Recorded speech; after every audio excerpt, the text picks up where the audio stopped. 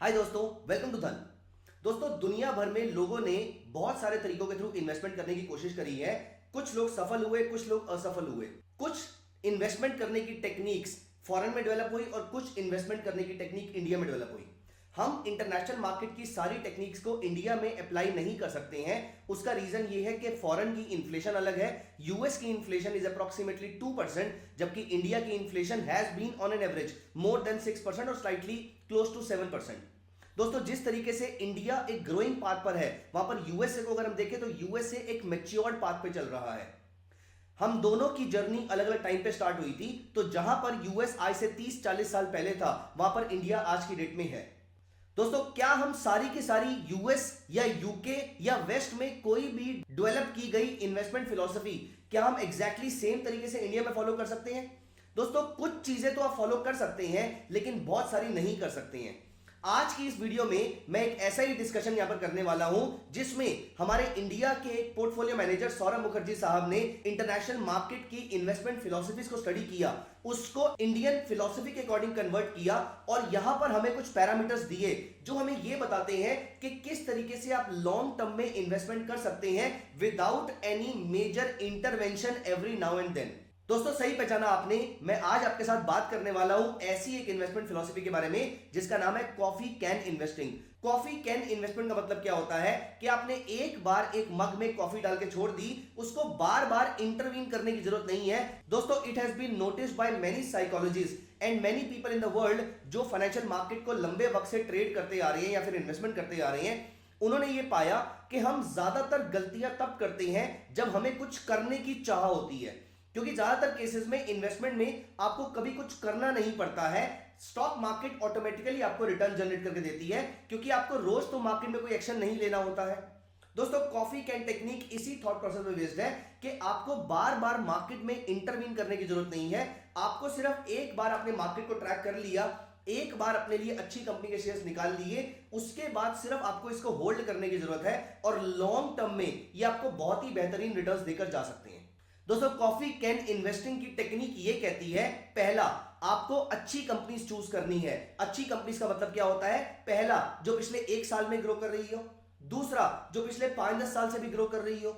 तीसरा, उसने अपने इक्विटी शेयर होल्डर्स के लिए एक डिसेंट रिटर्न जनरेट किया हो। चौथा, उसने इक्विटी शेयर होल्डर के साथ साथ अपने क्रेडिटर्स के लिए भी अच्छा रिटर्न जनरेट किया हो। तो ब्रॉडली अच्छी कंपनीज, ग्रोइंग कंपनीज जिन्होंने अपने सारे स्टेक होल्डर्स के लिए अच्छे अच्छे रिटर्न जनरेट किए हैं, और ये बहुत ज्यादा छोटी कंपनीज नहीं है, मतलब एक डिसेंट सी मार्केट कैप की कंपनी हो। अगर ये सारी कंडीशंस फुलफिल होती हैं तो आप इसमें इन्वेस्टमेंट करके छोड़ सकते हैं, और ये लॉन्ग टर्म में जब तक ये सारी कंडीशंस मीट हो रही हैं तब तक आप इसको होल्ड करके रख सकते हो, तब तक ये आपको लॉन्ग टर्म के लिए अच्छा रिटर्न प्रोवाइड करेगी। दोस्तों, यहां पर कॉफी कैन इन्वेस्टिंग टेक्निक का एक वेरिएंट ये भी कहता है कि अगर आप रिस्क लेना चाहते हैं तो आप डेट टू इक्विटी रेशियो पे कोई बात ना करें तो ज्यादा सही है, लेकिन अगर आप ज्यादा रिस्क लेने के फेवर में नहीं है तो आप डेट टू इक्विटी रेशियो को अपने पोर्टफोलियो में कम रखिए। लेकिन हां, आपको इस चीज का ध्यान रखना है कि जब कभी भी हम डेट टू इक्विटी रेशियो और बुक वैल्यू की बात करते हैं तो यहां पर फाइनेंशियल सर्विसेज स्पेशली बैंक्स को एनालाइज करने का तरीका थोड़ा सा डिफरेंट होता है। तो यहां पर हम स्पेसिफिकली बैंकिंग या फाइनेंशियल सर्विसेज की बात नहीं कर रहे, हम यहां पर इन जनरल बात कर रहे हैं। तो दोस्तों, आइए यहां पर देखते हैं किस तरीके से आप अपने लिए ऐसी कंपनी के शेयर्स निकाल सकते हैं जिनको आप लगातार होल्ड कर सकते हैं, जिनमें आपको बार बार इंटरवीन करने की जरूरत नहीं है। आपको सिर्फ क्वार्टर के एंड में उसके फाइनेंशियल्स को चेक करने की जरूरत है।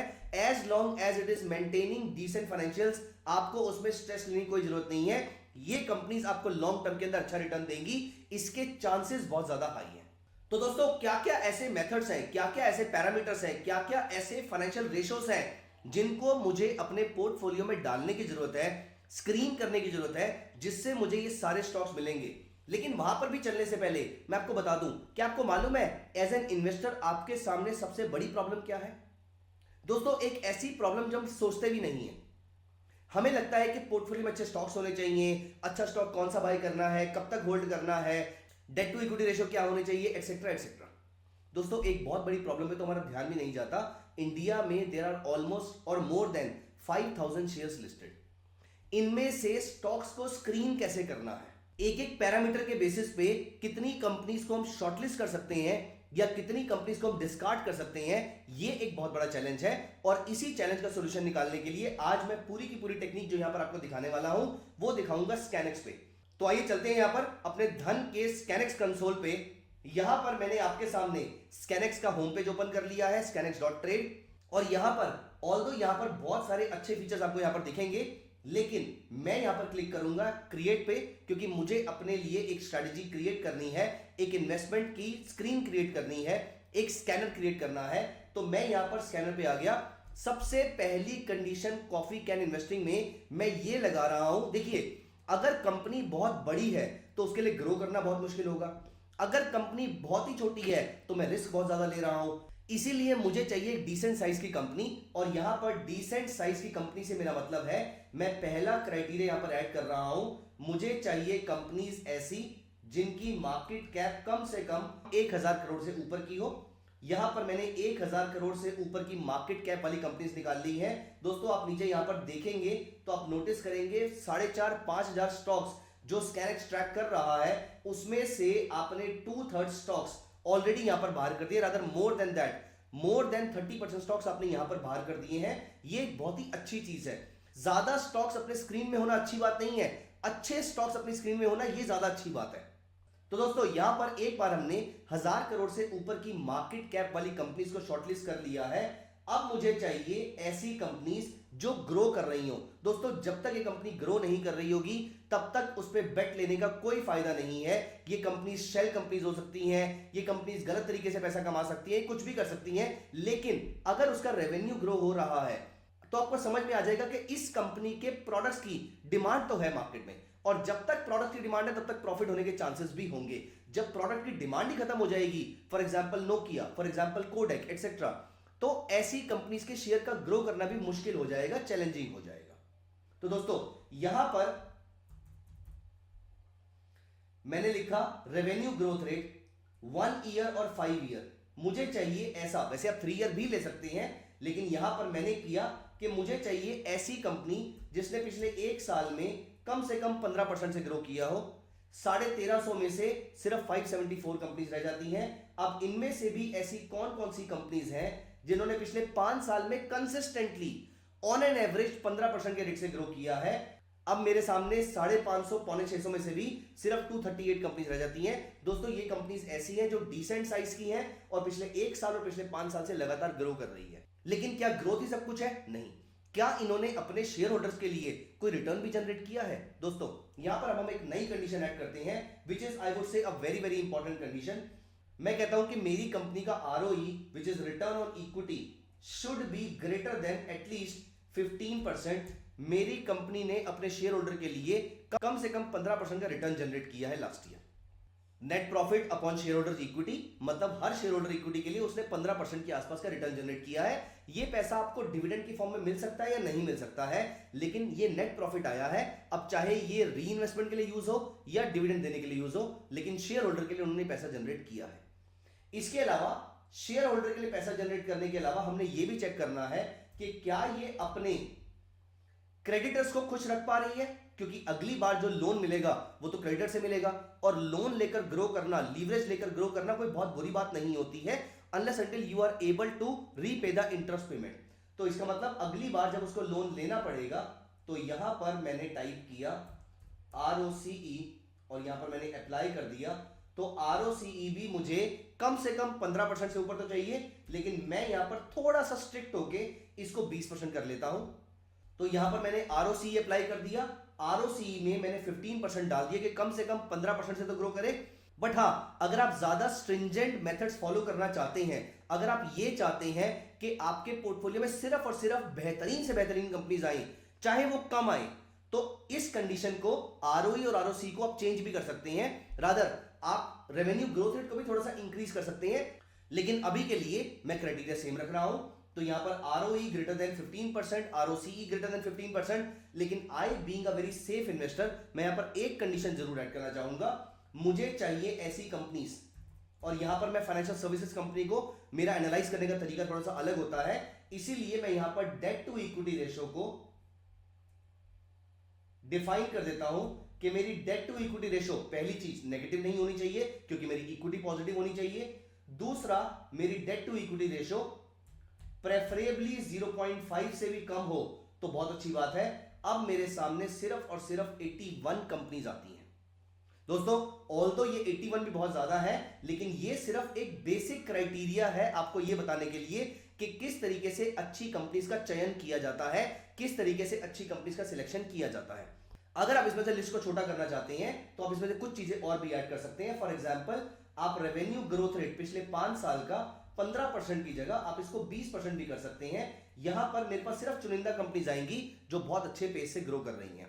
ठीक उस तरीके से ऐसी कंपनीज जिन्होंने अपने शेयर होल्डर के लिए कम से कम 20% का रिटर्न जनरेट किया है, ऐसी कंपनीज अब आपके सामने सिर्फ 33 कंपनीज आ रही हैं।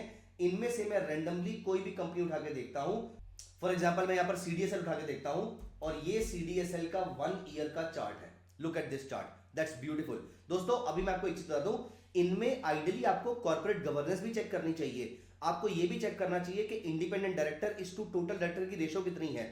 एक प्रमोटर या की मैनेजमेंट पीपल अपनी कंपनी से सैलरी कितनी लेकर जा रही हैं। लेकिन अभी हम उन सारी कंडीशन को साइड पे रख रहे हैं। अभी हम सिर्फ ये कह रहे हैं कि कॉफी कैन इन्वेस्टिंग होती क्या है। आप इसकी कंडीशंस को और स्ट्रिंजेंट कर सकते हैं, अपनी कुछ नई कंडीशन डाल सकते हैं। आप ये भी चेक कर सकते हैं कि cash flow from operations positive है या नेगेटिव है।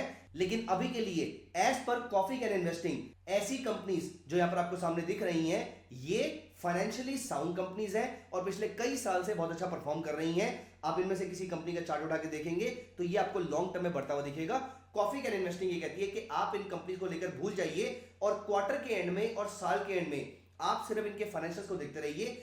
और सबसे इंपॉर्टेंट, जब तक ये अपने शेयर होल्डर्स के लिए रिटर्न जनरेट कर रहे हैं, इनका आरओई 15% से ऊपर है, तब तक आपको इसमें टेंशन लेने की जरूरत नहीं है। आप इन शेयर्स को होल्ड करके रख सकते हैं and every dip can be seen as a buying opportunity. दोस्तों, जितने शेयर्स आपको यहां पर दिखाई दे रहे हैं, इनमें से कोई भी मेरी रिकमेंडेशन नहीं है आपको बाय करने के लिए। The idea is not to share you the recommendation to buy और sell any particular stock. The idea is to teach you how to find out good stock for yourself. Radha दोस्तों, मैं तो ये वाली बात भी बोलता हूं कि ये वाली जो अच्छी कंपनीज आपके सामने आ गई, अगर आपको ट्रेडिंग भी करनी है तो इन चुनिंदा अच्छी कंपनीज में आप ट्रेडिंग कीजिए, आपके लॉस के चांसेस कम होंगे। So guys, this was the entire concept of coffee can investing. Coffee can investing दुनिया भर में बड़े बड़े इन्वेस्टर्स ने, बड़े बड़े पोर्टफोलियो मैनेजर्स ने अपने लिए यूज किया है, अपने पर्सनल अकाउंट में यूज किया है, अपने क्लाइंट्स के अकाउंट में यूज किया है, and this has been a proven strategy. ये पैरामीटर्स मैं आपके लिए यहां पर सेव कर रहा हूं और मैं इसका नाम यहां पर दे रहा हूं कॉफी कैन इन्वेस्टिंग। दोस्तों, अगर आपको इस स्क्रीनर का लिंक चाहिए तो आप मुझे कमेंट्स में बता दीजिएगा। We will be happy sharing the link with you also. दोस्तों, कैसा लगा आपको ये पूरा का पूरा कॉन्सेप्ट? आई होप आपको अच्छे शेयर्स की सिलेक्शन करने में ये कॉन्सेप्ट बहुत ज्यादा हेल्प करेगा। दोस्तों, I hope you are liking our initiative to educate, to teach everything what people have been doing for a very long time and that has proved to be profitable for them. दोस्तों, we will be happy bringing many such videos for you. आपकी जो भी investment philosophy है या कोई भी financial ratio को लेकर अगर आपको कोई डाउट है तो आप इसके कमेंट्स में डाल सकते हैं। I will be very happy, अगली वीडियो में उसको बनाने की कोशिश करूंगा। Thank you so much guys, bye bye, take care of yourself. Investments in the securities market are subject to market risk. Read all the related documents carefully before investing.